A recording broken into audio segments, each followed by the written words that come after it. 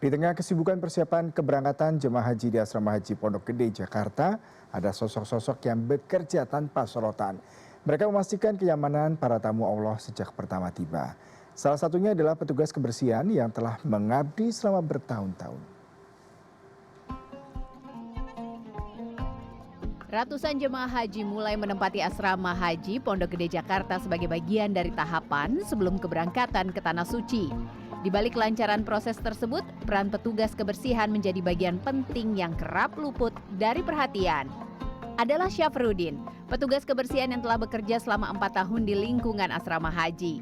Setiap hari ia memastikan kamar, lorong hingga fasilitas umum tetap bersih dan nyaman digunakan oleh jemaah haji. Meski harus bekerja sejak pagi hingga malam hari, ia tetap menjalankan tugasnya dengan penuh tanggung jawab, terutama di musim haji kali ini. Kebersihan asrama menjadi salah satu faktor penting dalam menjaga kenyamanan dan kesehatan jamaah sebelum bertandang ke Tanah Suci. Bagi Syafruddin, pekerjaannya bukan sekedar rutinitas. Ia menganggap tugasnya sebagai bentuk pelayanan kepada para calon tamu Allah yang tengah mempersiapkan perjalanan ibadah mereka.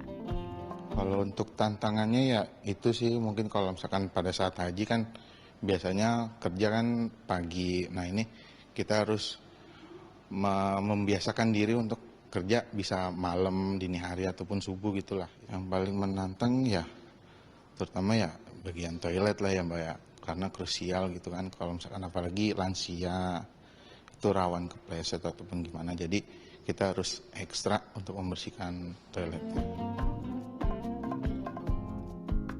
Sementara itu memasuki hari kelima masa operasional penyelenggaraan ibadah haji 1447 Hijriah, sebanyak 56 kloter atau 22.051 jemaah haji telah diberangkatkan. Pada tanggal 24 April 2026, jumlah jemaah haji yang telah berangkat ke Arab Saudi ini total ada 56 kloter dengan jumlah 22.051 jemaah. Sementara itu, sebanyak 17.747 jemaah dari 45 kloter telah tiba di Madinah, Arab Saudi. Kementerian Haji dan Umroh juga mengingatkan kepada masyarakat untuk tidak tergiur dengan iming-iming ibadah haji tanpa antrian.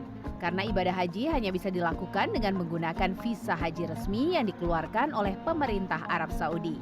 Tim Liputan CNN Indonesia.